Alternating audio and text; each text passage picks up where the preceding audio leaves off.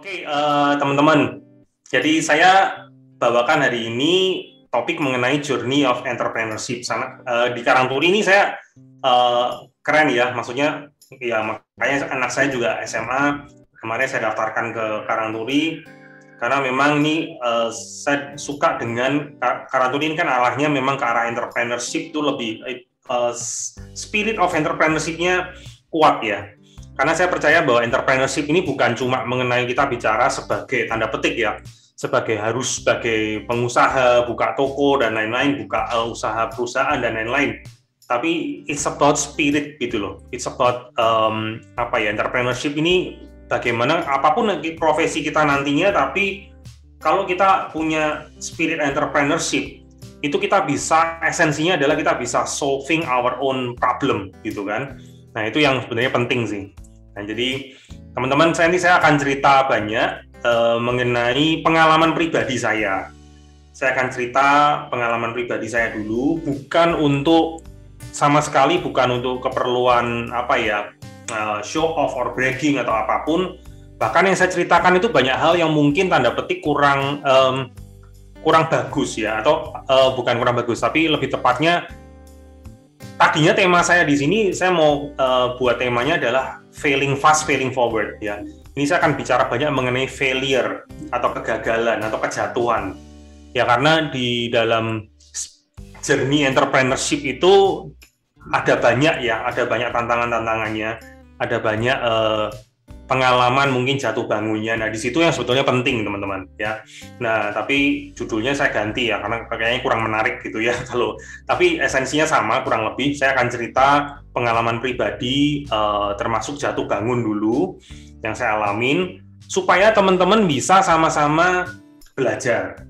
Ya, jadi sama sekali tujuan saya bukan untuk menceritakan mengenai diri saya, it's not about me sebetulnya, tapi dari pengalaman pribadi saya berharap teman-teman ini bisa belajar sesuatu, ya, bisa getting sesuatu pengalaman dari sini yang kalian bisa pakai dan berguna buat journey kalian ahead nanti.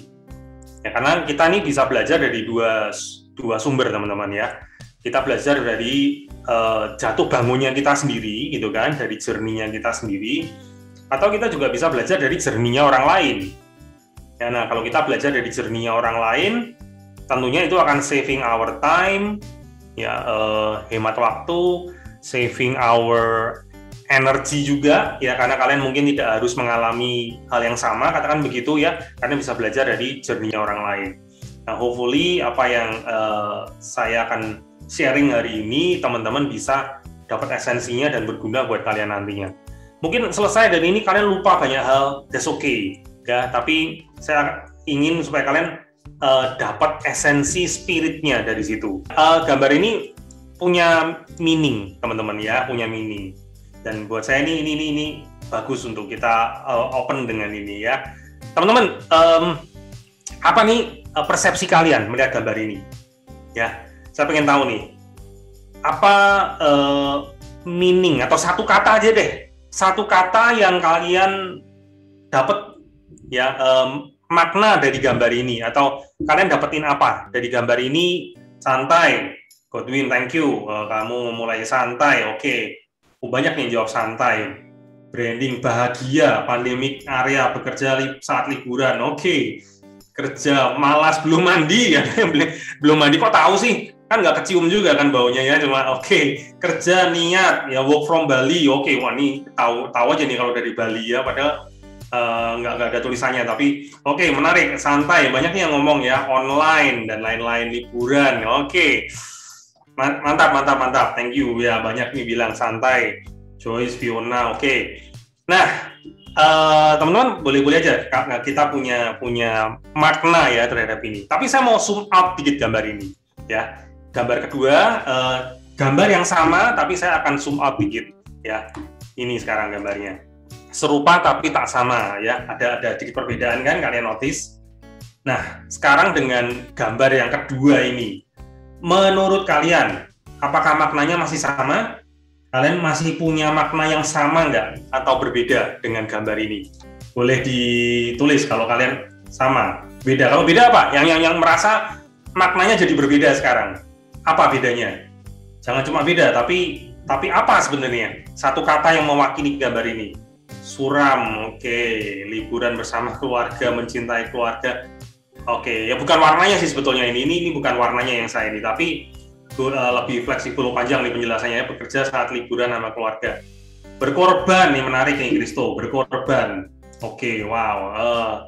Ya, oke teman-teman, biar nggak kelamaan ya. Jadi waktu saya lihat gambar ini sebetulnya adalah full picture ini tadi ya, yang saya lihat adalah full picture ini. Teman-teman gini, poin saya, kita bisa memaknai satu hal ini dengan banyak makna ya. Malah awalnya saya melihat gambar ini, saya punya makna yang agak berbeda mungkin dari teman-teman sampaikan. Saya punya makna yang agak berbeda. Saya malah merasa kasihan dengan ini. Jadi kalau satu kata tadi yang kalau saya ya versi saya malah kasihan gitu. Ya kenapa kasihan gitu? Karena kalau saya memaknainya gini, misalnya ya, ini harusnya nih mereka lagi liburan nih, ya anggap aja ini anak-anaknya sama istrinya nih, yang lagi di pojok tuh kan, anaknya dan istrinya. Dan somehow ya mereka lagi liburan tapi somehow dia harus kerja gitu ya, si bapak ini harus kerja, anaknya sama istrinya harus main di pantai sendiri. Nah ini cuma pemaknaan aja sih dari saya gitu ya, bisa jadi salah, we don't know ya, ini kan juga cuma gambar yang saya temukan aja asal ya.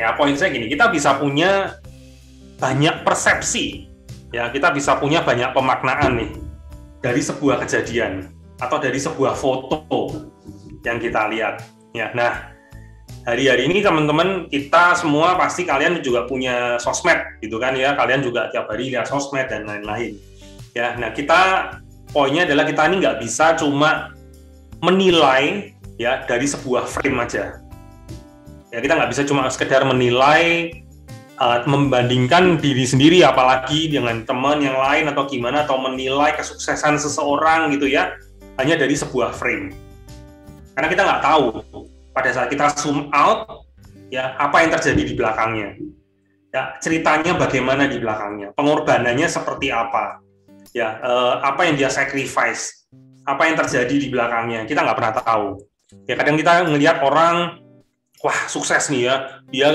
gini, dia gitu, kok kayaknya menarik, kayaknya ini enak, kayaknya itu enak, kerjaan itu kok lebih enak, kerjaan yang ini kok kurang enak, dan lain-lain.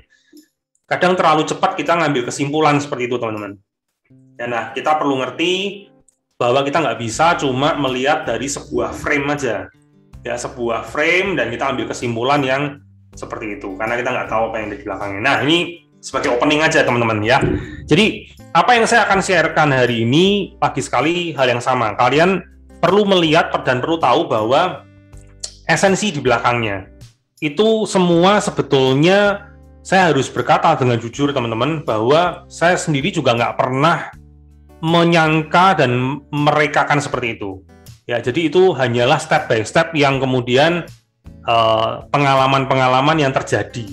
Ya, misalnya saya bisa dipanggil ke Chile untuk bicara di event APEC dan lain-lain, itu juga bukan sesuatu yang karena mungkin, kalau saya bilang, menurut saya jujur, banyak orang lain yang mungkin juga capable dan lebih hebat bahkan dari saya. Tapi kenapa? Nah itu journey, dan itu betul-betul saya harus bilang itu anugerah Tuhan, ya anugerah Tuhan yang diberikan. Tapi kita harus ngalami yang namanya journey dari kehidupan ini ya, entrepreneurship menurut saya ya. Oke, nah jadi kembali saya akan cerita beberapa pengalaman pribadi for benefit of yourself. Jadi supaya kalian bisa belajar sesuatu dari ini ya. Teman-teman, jadi saya dulu lahir besar di keluarga yang puji Tuhan yang harmonis ya. Saya belajar banyak dari almarhum papa dan mama.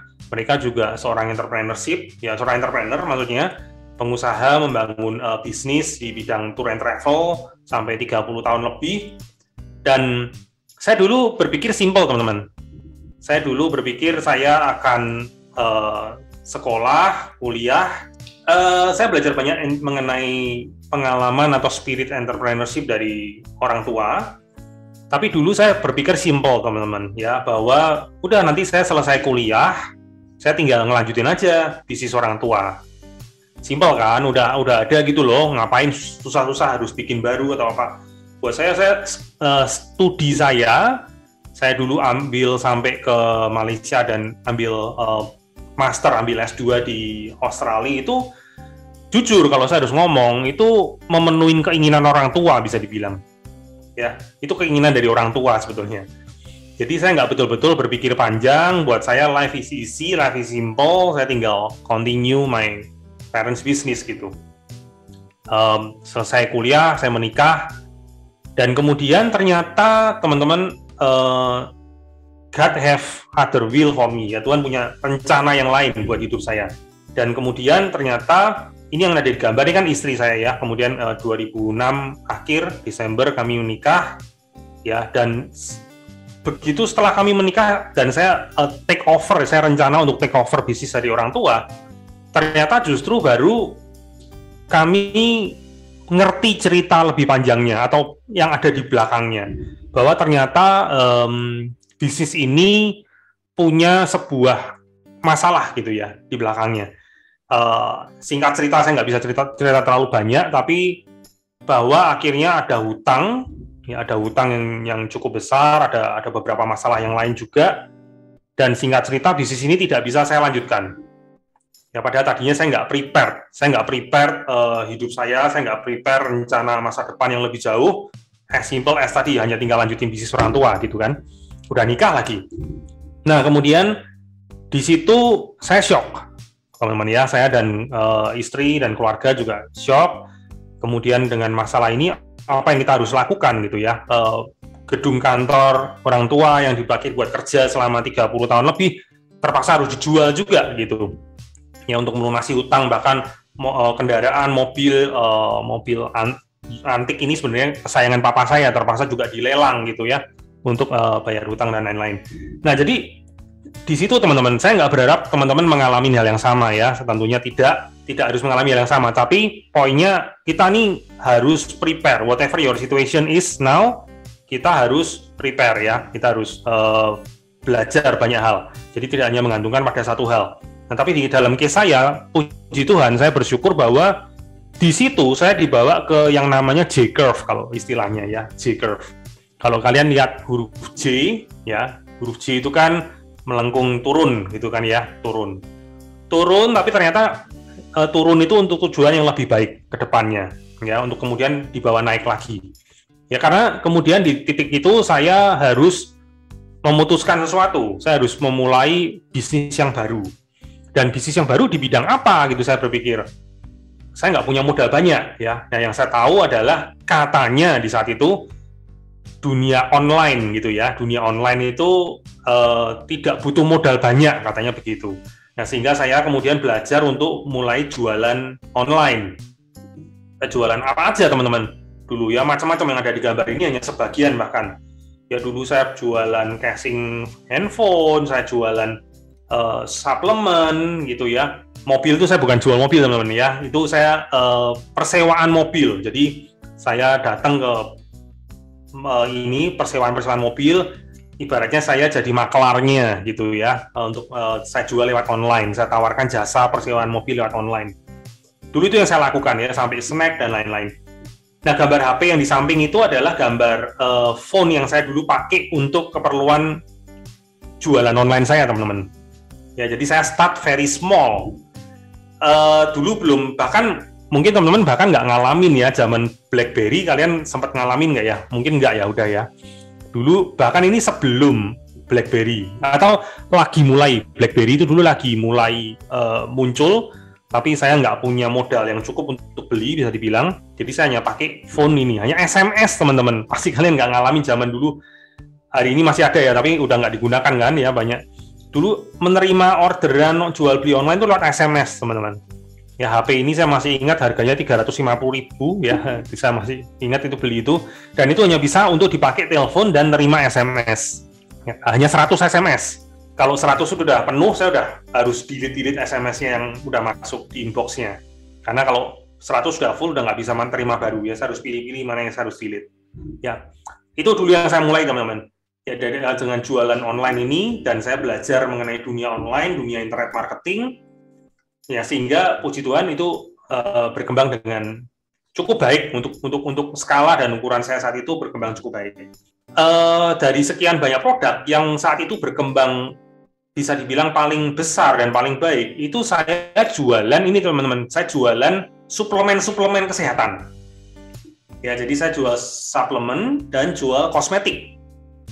Ya, suplemen dan dunia kesehatan kecantikan itu. Dulu saya punya beauty shop online ibaratnya ya. Jadi ada beauty shop online dulu, itu berkembang cukup baik ya. Tapi di satu titik saya baru sadar juga bahwa ternyata yang namanya produk kesehatan dan produk kosmetik itu butuh yang namanya BPOM. Ya, nah itu dulu saya nggak tahu, bahkan saat saya memulai itu saya naif sekali. Karena saya pikir kalau BPOM itu kan obat-obatan dan makanan gitu kan. Ternyata kosmetik pun butuh gitu. Nah, di situ saya akhirnya memutuskan saya harus cut produk-produk itu. Ya, saya harus cut produk-produk yang tidak ber-BPOM sehingga nyungsep lagi bisnisnya ya. Omsetnya itu bahkan nyungsep lagi. Karena ternyata yang lucunya, yang rame itu, yang banyak orang beli itu justru produk-produk yang tidak ber-BPOM saat itu ya. Nggak tahu sekarang, mudah-mudahan lebih baik. Tapi saat itu yang dulu orang-orang tuh beli pemutih wajah lah, apa gitu ya, kemudian pelangsing atau apa tuh yang pada nggak ber-BPOM yang laris. Jadi saya terpaksa, saya putuskan apakah saya mau gini terus gitu. Ya nanti kalau kena masalah gimana gitu. Jadi saya harus putuskan untuk saya kemudian cut, saya potong gitu ya. Saya berhentikan produk-produk itu dan kemudian saya harus mulai lagi memilih-milih lagi bisnis yang mana. Ya sampai nanti saya akan cerita.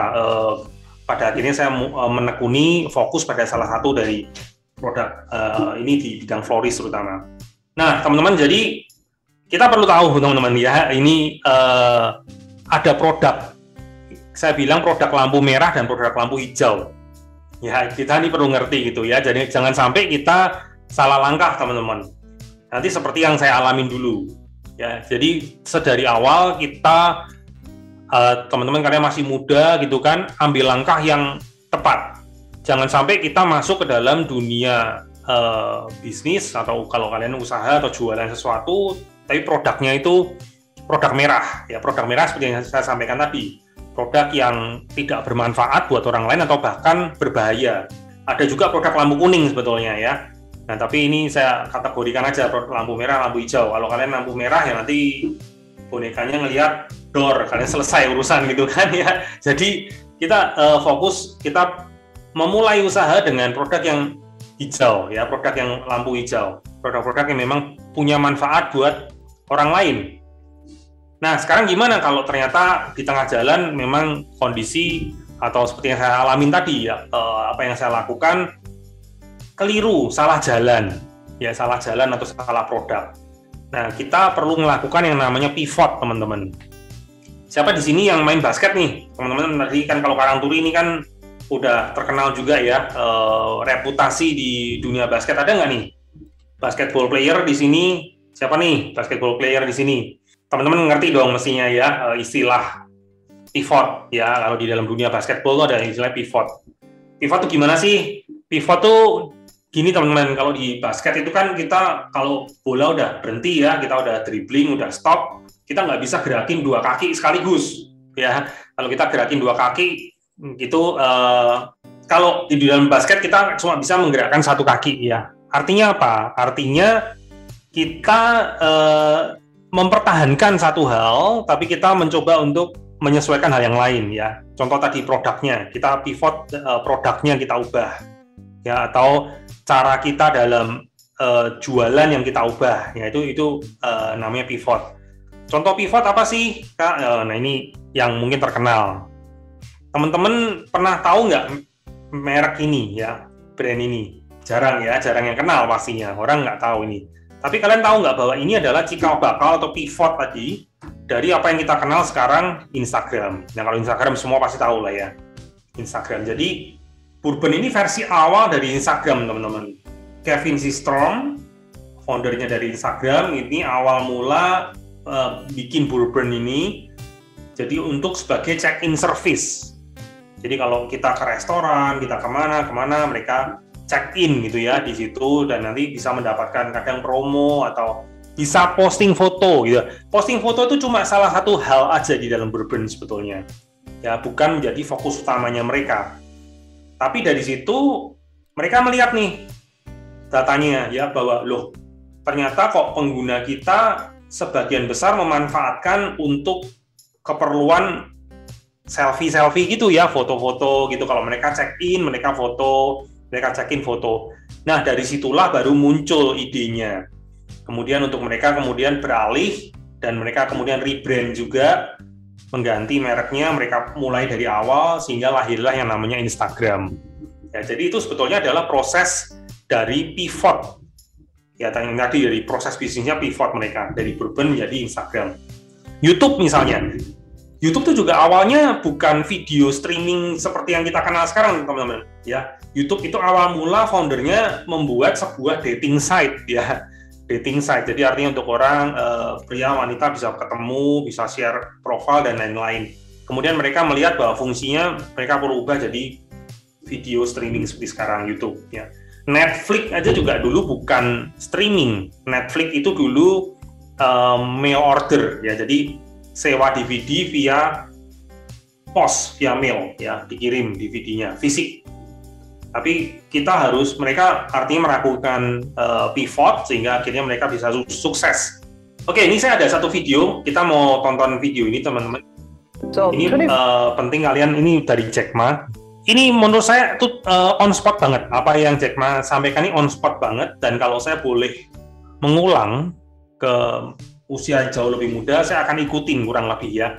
Apa yang dia sampaikan ini saya akan ikutin. Jadi teman-teman coba kita tonton bareng, kita simak bareng-bareng. 5 years old. Don't worry. Any mistake is an income, is a wonderful revenue for you. So I told myself and told my young people, before 20 years old, be a good student. When you do entrepreneur, just learn some experience. Before 30 years old, follow somebody. Go to a small company. Normally in a big company, it is good to learn processing. You are a part of a big machine. But when you go to small company, you learn the passion, you learn the dreams. You learn how to do a lot of things at one time. So before 30 years old, it's not which company you go, it's which boss you follow. It's very important. A good boss teaches you differently.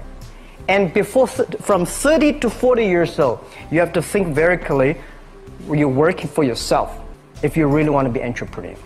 When you're 40 to 50 years old, you have to do all the things that you are good at. Don't try to jump into the new area. It's too late. You may be successful, but the rate of dying is too big.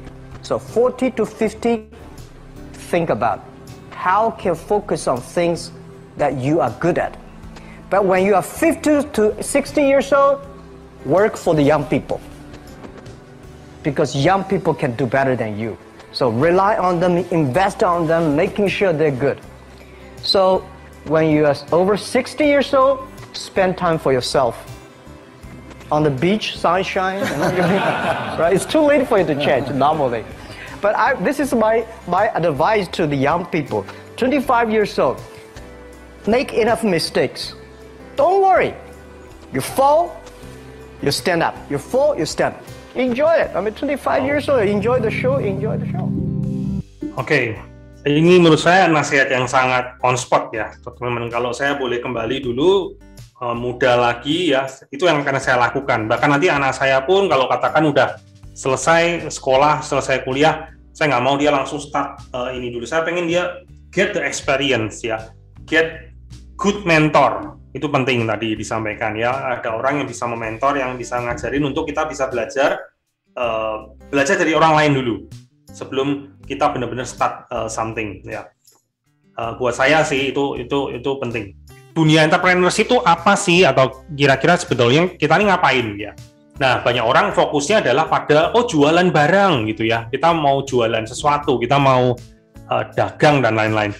Oke teman-teman, kita dagang pun, kita jualan sesuatu itu di zaman sekarang udah beda banget ya, zaman now ini udah beda banget. Karena dengan kemudahan teknologi, kita nggak bisa nih cuma kita jualan doang ya, kita dagang itu banyak toko sebelah gitu, banyak kompetitor yang lain yang ada. Yang kita harus lakukan apa? Kita harus ngerti sebetulnya apa sih problemnya orang gitu. Ya, jadi ada satu problem yang kita mau selesaikan. Ya, jadi apa yang kita perlu cari itu bukan sekedar good idea, bukan sekedar ide-ide yang bagus gitu ya, tapi kita mau nyari problemnya orang apa gitu. Ya, kalau kita tahu problemnya orang dan kita selesaikan itu problem itu, nah itulah sebetulnya sebuah bisnis ya, itulah sebuah itu kita punya nilai di situ dan orang mau bayar di situ. Esensinya seperti itu. Kita dagang contoh ya, kita mau dagang sesuatu. Gimana kita barangnya mungkin sama, tapi gimana kita bisa lakukan lebih cepat, lebih mudah. Nah itu baru akan punya nilai sebetulnya. Apalagi di zaman now gitu ya. Nah ini contoh aja sih, just contoh ya, beberapa produk-produk yang dari good idea tapi nggak jadi gitu ya, katakan dari good idea. Kenapa nggak jadi? Karena ya it's just from good idea tapi nggak benar-benar solving problem.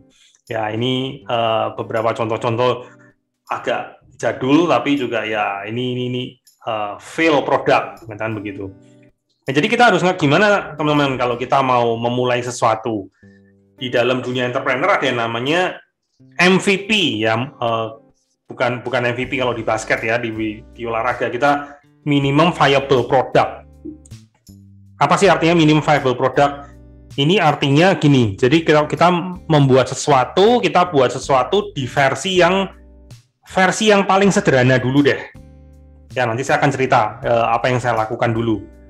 Jadi kita bikin sesuatu di versi yang lebih sederhananya dulu sebelum kita benar-benar ngincer perfection atau kita ngincer yang hasil jadi yang perfect dulu. Nah ini contoh gini, saya dulu juga memulai usaha teman-teman dari yang namanya dropship. Sebetulnya tujuannya apa? Tujuannya untuk kita ini ngerti, oh yang mana ya yang kira-kira menarik atau kita bisa jual lebih banyak gitu. Nah kemudian jadilah reseller, mulai stok barang. Dan setelah itu barulah kemudian saya jadi brand owner gitu ya, mulai jadi bikin brand sendiri, bikin usaha sendiri. Mereka ini perusahaan-perusahaan terbesar, tapi mereka nggak punya produk sendiri. Ya contoh, Uber itu perusahaan transport terbesar di dunia kan, tapi mereka nggak punya armada sendiri. Ya, Alibaba itu perusahaan trading terbesar di dunia, tapi mereka nggak punya produknya sendiri.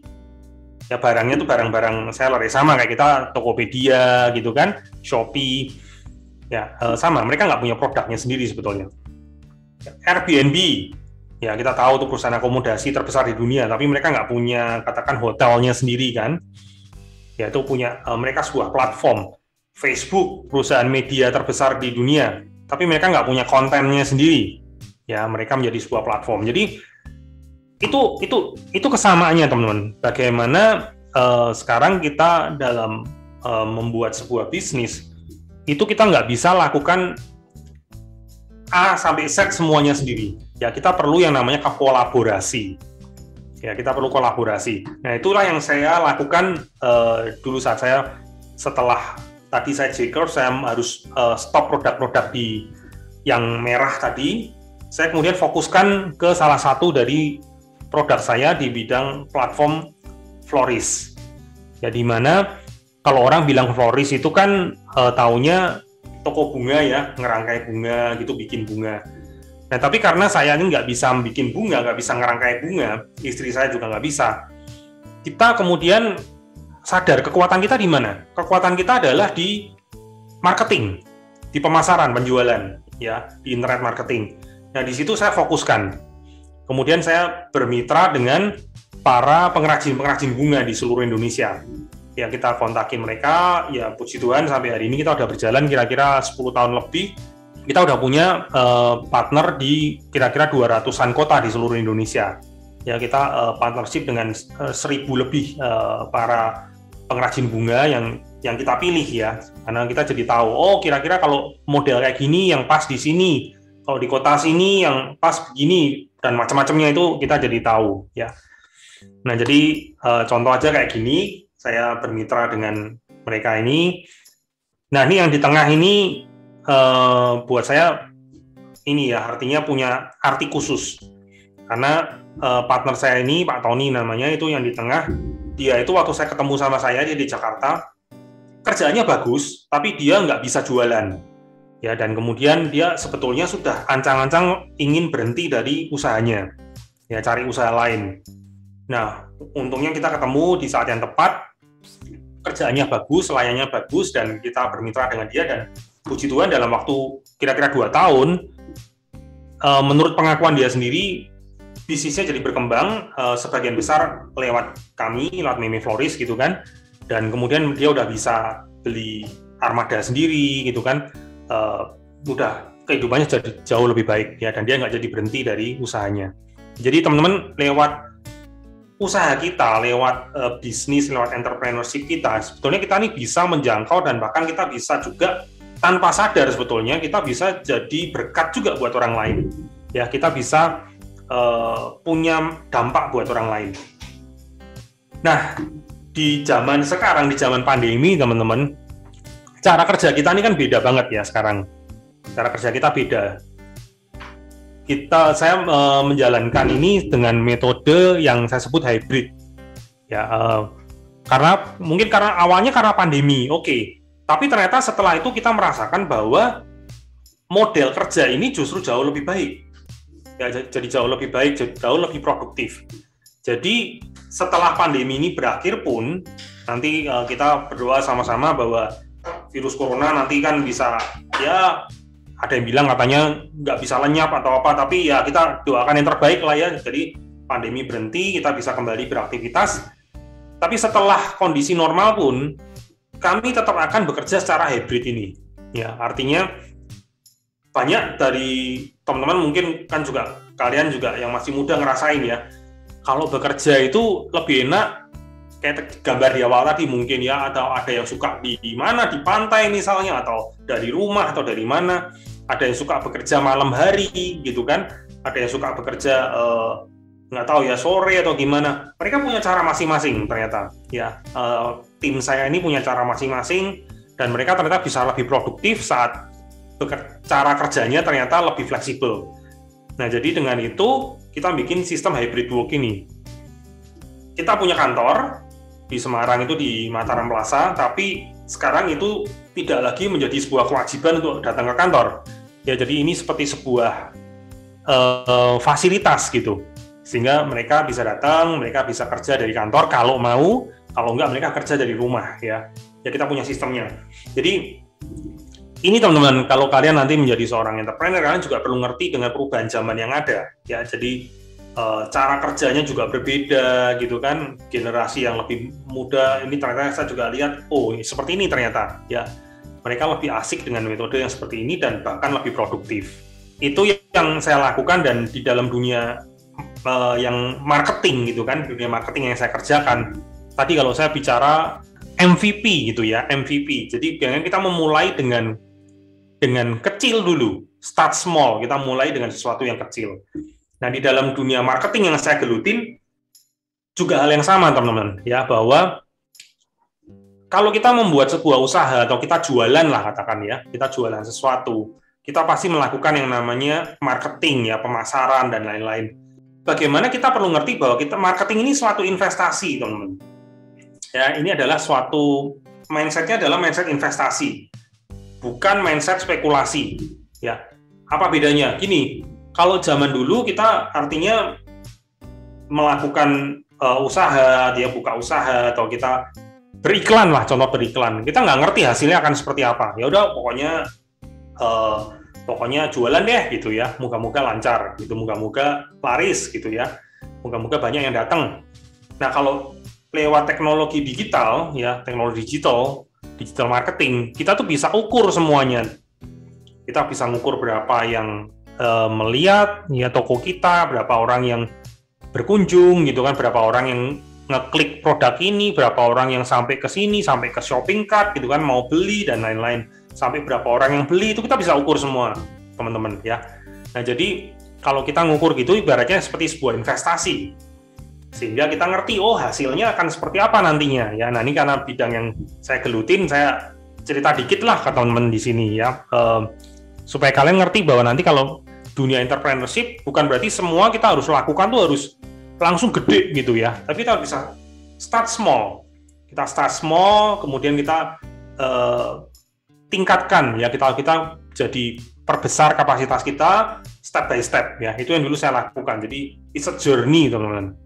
Satu hal yang paling penting juga buat saya, dan kalian masih di dunia high school, habis ini juga nanti next step-nya mungkin sebagian besar ya kalian akan ambil kuliah, universitas dan lain-lain ya. Satu yang mungkin saya kalau saya boleh kembali ke masa lalu gitu ya, yang saya agak miss adalah build network gitu ya, build network, bangun jaringan, bangun pertemanan yang positif itu. Bukan hanya masalah untuk pekerjaan aja, tapi kita bicara di dalam life secara full ya, secara utuh. Ini yang sebetulnya paling penting ya. Ini yang saya paling miss bisa dibilang ya, karena dulu saya nggak ada yang bilang, katakan nggak ada yang ngajarin saya itu gitu ya. Jadi artinya saya fokus pada dunia nanti akademis gitu. Nanti kemudian lulus dari itu ya, kalau dulu saya kepengen belajar kimia gitu, jadi saya pengen jadi ahli kimia gitu ya, just focus on that gitu. Padahal ternyata I miss something else yang lebih besar ya, dimana network link ini ternyata jadi satu yang penting sekali ya. Jadi teman-teman kalian mumpung masih di dalam dunia studi ini ya, enjoy yourself, build network, jaringan itu jadi sesuatu yang penting untuk dunia entrepreneurship nantinya. Saya akan tutup dengan ini beberapa key points yang kita udah belajar tadi, kita udah dengerin sama-sama ya. Artinya kita harus dream big ya, kita harus dream big teman-teman. Tapi startlah dengan sesuatu yang small ya, dengan MVP tadi ya. Jadi mulai dengan sesuatu yang sederhana, tapi kita harus punya dream yang besar. Dan dengan MVP ini kita ngetes, teman-teman. Jadi kita ngetes. Jadi jangan langsung kita put everything in one basket gitu ya. Jadi jangan langsung kita spekulasi semuanya. Tes sedikit ya. Jadi fail fast ibaratnya. Kalau kita memang ternyata ini gagal, ya itu gagal, tapi kita belajar sesuatu dari itu ya. Jadi fail forward. Kita belajar, harus ada sesuatu yang kita pelajari dari itu ya. Dan lakukan dengan produk atau bisnis yang green light ya, yang memang hijau tadi. Jangan sampai kita jatuh, dan apalagi kita malah masuk ke dalam ranah yang melanggar aturan ya, itu nanti repot urusannya ya. Jadi itu yang sempat kita alamin dulu. Akan ada proses-proses J-curve teman-teman ya, yang kita harus alami. That's okay ya, itu namanya proses story. Banyak orang itu terlalu melihat success story ya, pengen success story gampang kok. Success story itu tinggal buka Instagram, kalian lihat gitu, scrolling aja tuh isinya success story semua di situ ya. Tapi yang penting sebetulnya adalah proses story, itu sebetulnya yang lebih berharga daripada success story. Saya bisa aja cerita hal-hal yang cuma baik-baik doang ya, success story doang nggak akan ada manfaat ya. Proses story itu lebih penting ya. Dan terakhir, pivot ya, kalau memang ada sesuatu yang kita harus ubah, kita ubah deh ya. Kita jangan takut untuk kita berubah, apalagi kalian masih muda tadi kan ya. Pivot, lakukan pivot kalau memang perlu. Oke, I hope you learn something from this. Loren, silahkan dinyalakan mikrofon dan kameranya.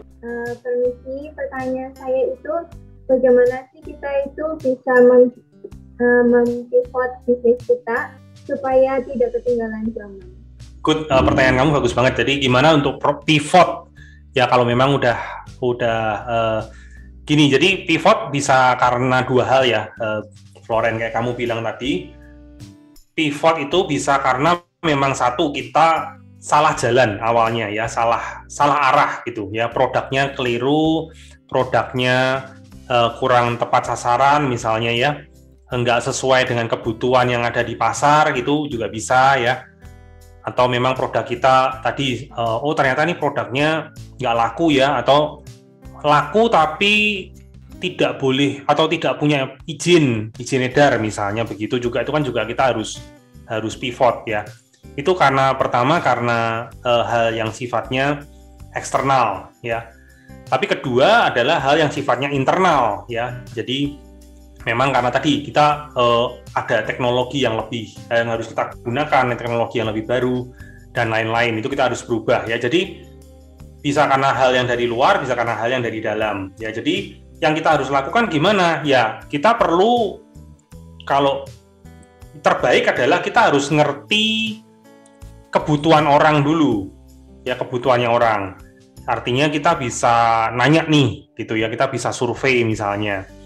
Jadi saya juga bikin survei nih, teman-teman. Jadi saya juga bikin survei sampai hari ini pun saya punya survei ya. Artinya saya ada survei, kita mempelajari terus. Artinya sebetulnya apa yang orang butuhin ya. Contoh, apakah orang tuh lebih butuh harga murah atau orang lebih butuh garansi misalnya gitu kan, atau orang lebih butuh pelayanannya yang cepat gitu kan. Nah itu kita bikin survei-survei begitu ya, dan dengan begitu kita bisa ngerti, oh yang dicari orang tuh ini gitu ya. Kita bisa kemudian pivot ya, kita bisa menyesuaikan beberapa hal, kita ubah produknya, kita ubah gitu kan, cara jualannya kita ubah ya, mungkin bahasa marketingnya kita ubah gitu kan, istilahnya branding gitu ya, bahasa marketingnya kita ubah, nah itu banyak hal sih ya. Lewat apa? Lewat survei, nanya ke customer pembeli gitu kan, kebutuhannya mereka apa, kesulitannya mereka apa. Nah itu mungkin cara yang paling baik ya, Floren. Oke. Silakan Clarissa, dinyalakan mikrofon dan kameranya. Ya, saya ingin bertanya kan, tadi kan Bapaknya bilang MVP, mencoba kecil dulu sebelum membuat bisnis besar. Saya ingin bertanya, apakah ada rekomendasi untuk bisnisnya, atau memang kayak biasa semuanya nyoba dropshipping? Tapi kan kalau dropshipping itu modalnya memang butuh banyak. Apakah punya rekomendasi yang lain? Terima kasih. Oke, Clarissa, menarik. Jadi gini, yang tadi saya ceritakan itu pengalaman saya ya, Clarissa ya. Jadi saya melakukan dari dropshipping dulu. Apakah artinya setiap orang harus melakukan itu ya? Ya tidak juga, gitu ya. Kan tergantung industri bisnisnya masing-masing. Tapi gini, artinya karena saya di bidang online, itu yang saya lakukan.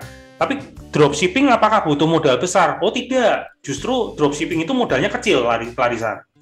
Ya, kenapa? Karena dropshipping itu kita tidak perlu stok barangnya.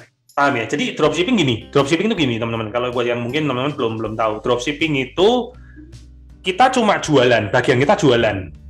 Ya, nah kemudian ada orang beli nih. Ya, kalian jualan apa? Misalnya sepatu lah, misalnya begitu ya, sepatu. Nah, waktu orang ada yang beli sepatu ini, kita itu memesankan ke penjual.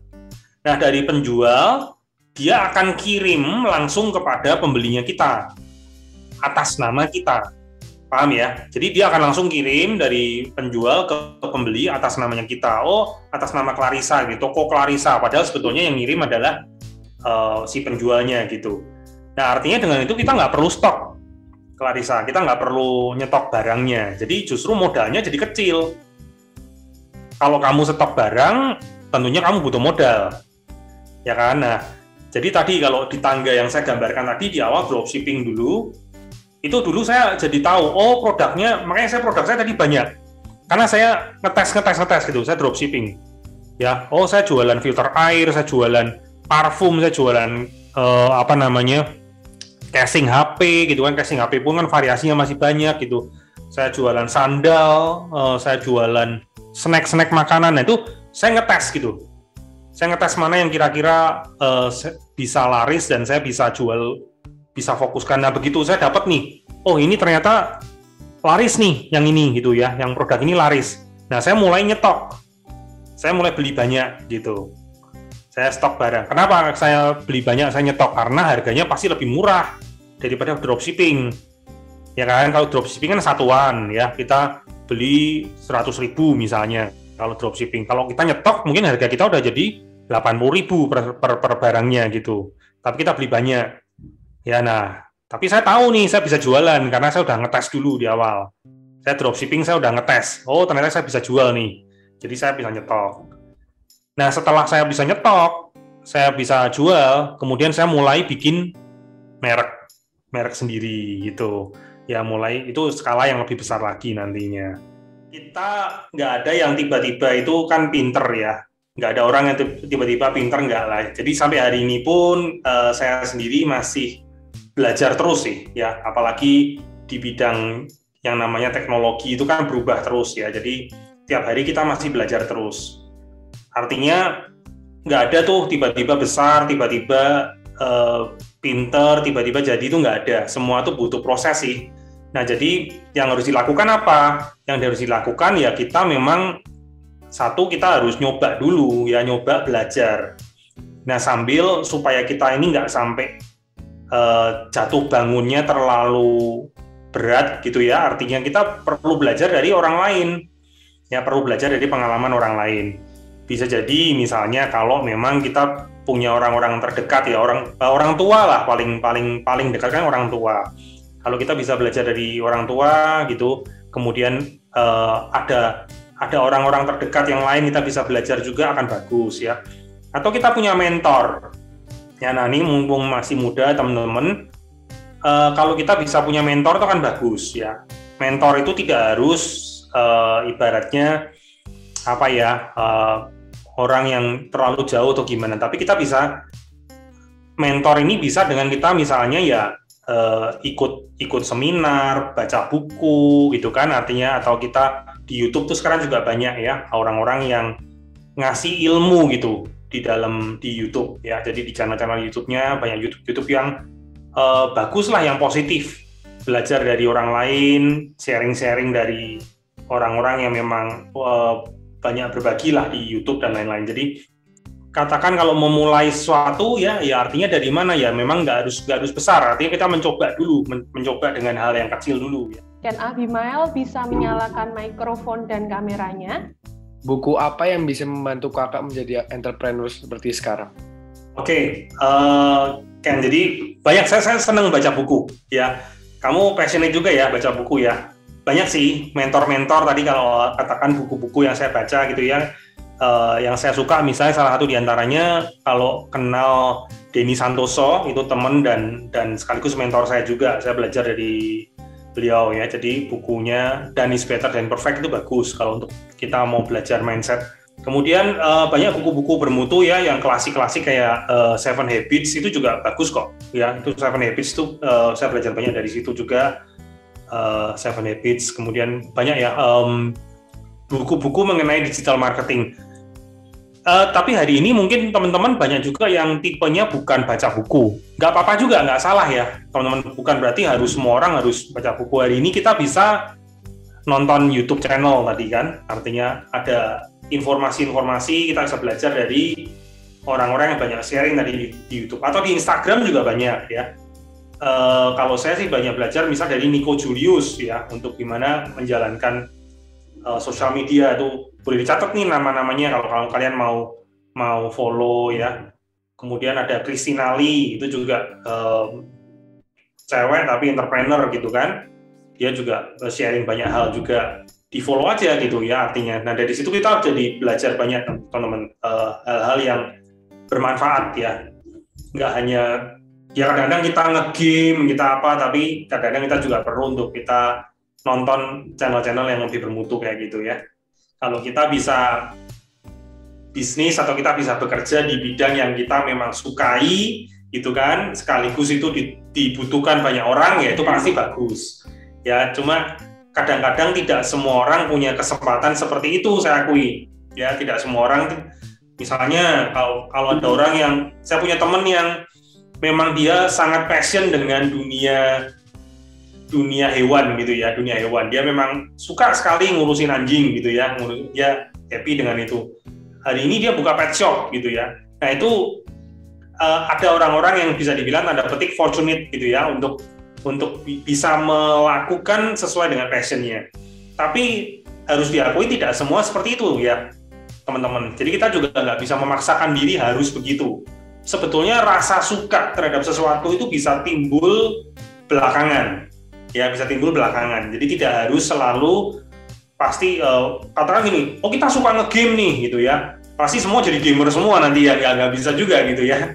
Faktanya yang kemudian menjadi gamer profesional itu hanya sekian 0,000 sekian persen mungkin ya dari semua orang yang suka nge-game. Ya artinya kembali kita perlu explore lah teman-teman. Kalian masih muda, kalian perlu explore beberapa hal.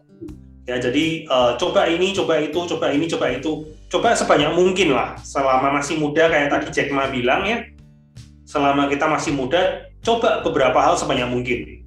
Sambil kita menemukan mana yang nanti mengerucut jadi bidang yang kita bisa tekuni lebih jauh. Kita ngetes dulu lah, ya. Kembali gini teman-teman, kita pembelinya nggak banyak itu karena apa? Karena memang produknya yang katakan ternyata kurang dibutuhkan, atau sebetulnya ada sesuatu yang bisa diperbaiki gitu ya. Jadi ya dicoba dulu ya, belum tentu kita harus jangan berhenti dulu ya, dicoba dulu sambil nyoba sesuatu yang lain dengan cara yang lain atau jualan produk yang lain misalnya gitu kan. Jadi kita tes beberapa hal ya.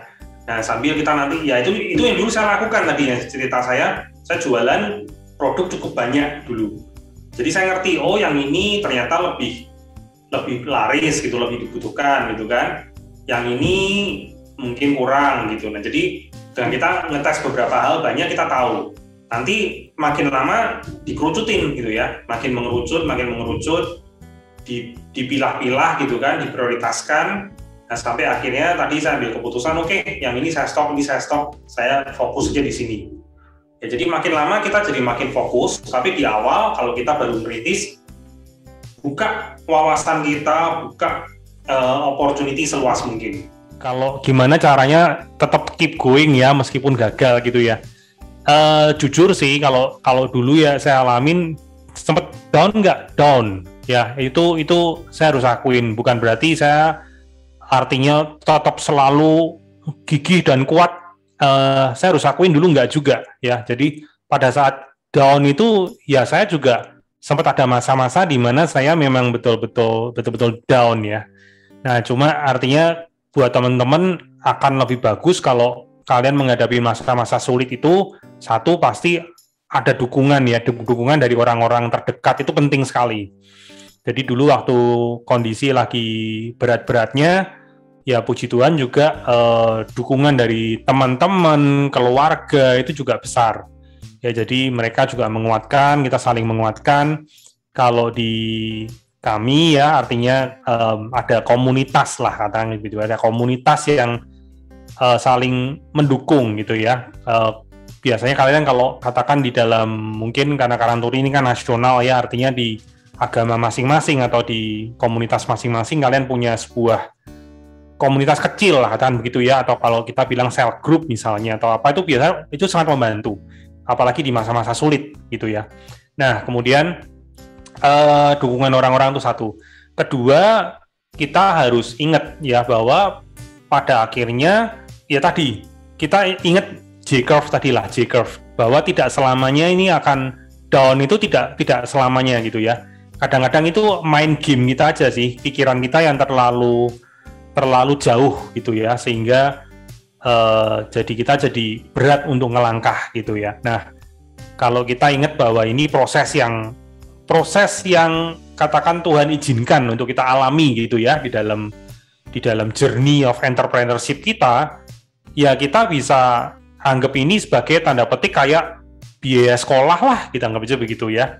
Jadi kalau itu misalnya ada kerugian atau ada loss gitu ya ini adalah biaya sekolah ibaratnya begitu dulu saya mikirnya ya, dan ya ini akan berguna buat masa depan ya. Jadi dan it's true gitu, dalam arti ternyata saya nggak kebayang nih misalnya kalau saya dulu tetap melanjutkan bisnis di bidang yang dulu orang tua geluti gitu ya, tour travel misalnya.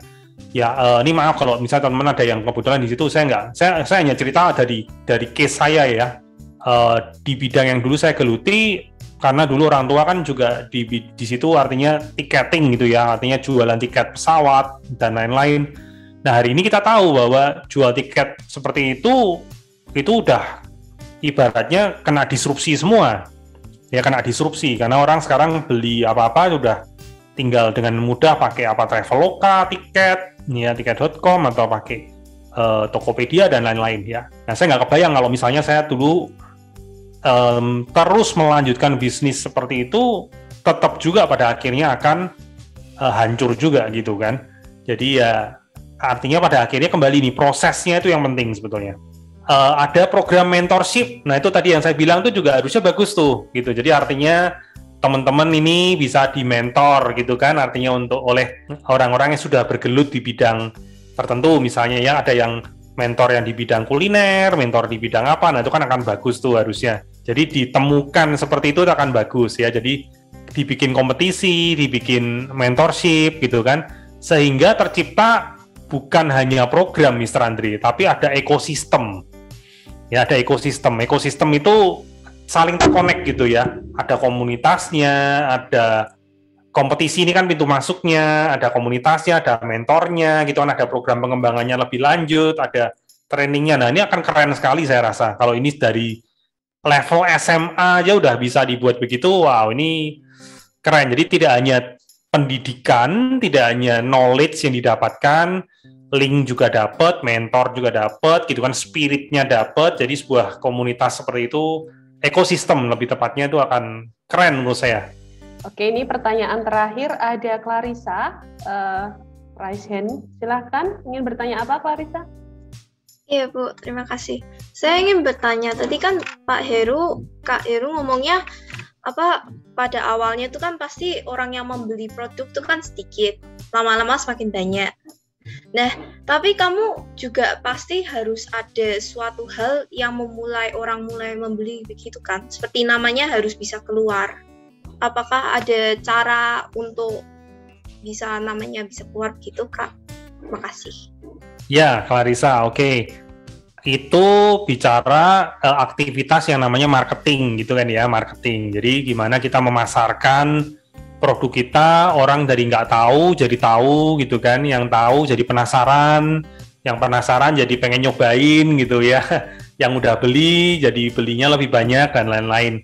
Nah itu semua yang namanya strategi marketing gitu ya. Ini panjang sih ceritanya kalau itu, tapi secara gampangnya aja, simpelnya ya kita bisa tes dulu lah gitu, katakan tes dulu gitu. Jadi dalam arti tadi dengan jumlah yang kecil kita coba sampling ke teman-teman gitu kan, menurut mereka gimana kalau kamu misalnya jualnya produk kuliner misalnya, ya bisa disampling menurut mereka, pendapat mereka gimana.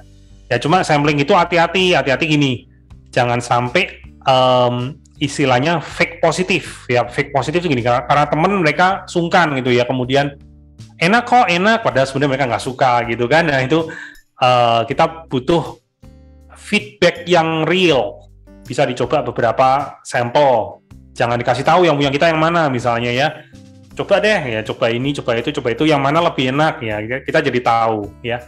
Nah bisa mulai dari itu, mulai dari teman-teman dekat dulu gitu kan, lama-lama baru akan jadi lebih dikenal lah ya, jadi viral. Itu katakan kalau memang nanti bisa disukai, bisa makin banyak orang tahu, yaitu bisa makin lama makin besar. Ya tadi, kita nggak bisa viral itu katakan di dunia sosial media, kita nggak bisa memastikan bahwa sesuatu itu akan viral.